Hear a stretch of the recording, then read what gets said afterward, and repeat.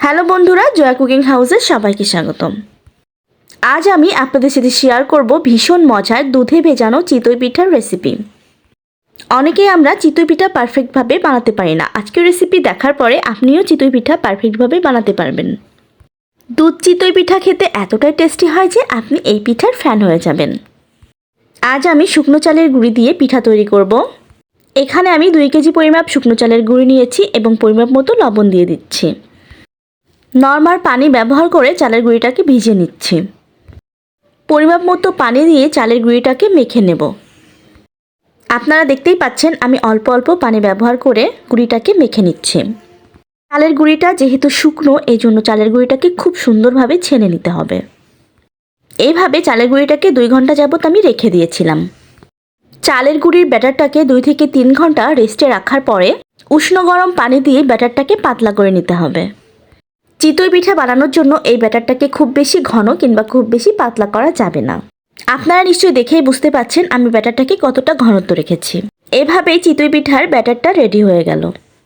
এ পর্যায়ে আমি চিতই পিঠা ভিজানোর জন্য দুধটাকে রেডি করছি। দুধের ভেতরে দিয়ে দিলাম এলাচ, লবঙ্গ, দারচিনি আর তেজপাতা। মিষ্টির জন্য আমি এখানে দিয়ে দিচ্ছি খেজুরের গুড়। আমি এখানে চিনি এবং গুড় দুটোই ব্যবহার করছি। আপনারা চাইলে শুধু গুড় দিয়ে এটা তৈরি করতে পারেন। দুধের ভেতরে গুড় দিলে টেস্টটা একটু বেশি ভালো আসে। আপনারা আপনাদের স্বাদ মতোই এখানে চিনি আর গুড় অ্যাড করবেন। চিতই পিঠা ভিজানোর জন্য দুধটা এখন পুরোপুরি রেডি।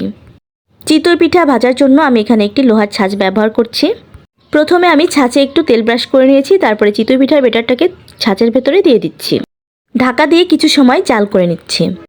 5 থেকে 7 মিনিট পরে ঢাকনাটাকে উঠিয়ে নেব। দেখলেন তো কতটা কম সময়ের মধ্যে আমার পিঠা রেডি।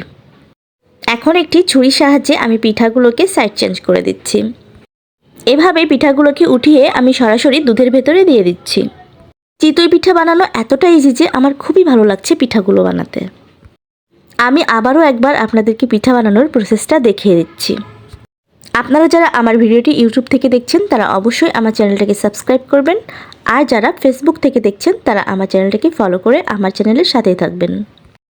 আপনারা দেখতেই পাচ্ছেন আমার আরও এক খোলা চিতই পিঠা ভাজা হয়ে গিয়েছে। আমি এগুলোকেও দুধের ভেতরে দিয়ে দিচ্ছি। একই প্রসেসে আমি সব পিঠাগুলোকে ভেজে নিচ্ছি। আপনারা নিশ্চয়ই দেখতে পাচ্ছেন আমি কত পিঠা বানিয়েছি আর সেগুলোকে আমি দুধে ভিজিয়েছি। পিঠাগুলোকে আমি সন্ধ্যায় বানিয়েছি এবং আমি সারা রাত এটাকে ভিজিয়ে রাখব। সারা রাত ভেজার পরে সকালে দেখুন পিঠাগুলো কতটা চমৎকার হয়েছে। পিঠাগুলো অনেকটাই সফট হয়েছে আর ফুলে অনেকটাই বড় হয়ে গিয়েছে। দুধ চিতই পিঠা থেকে দারুণ একটা ফ্লেভার আসছে, মনে তো হচ্ছে আমি এখনই খেয়ে ফেলি।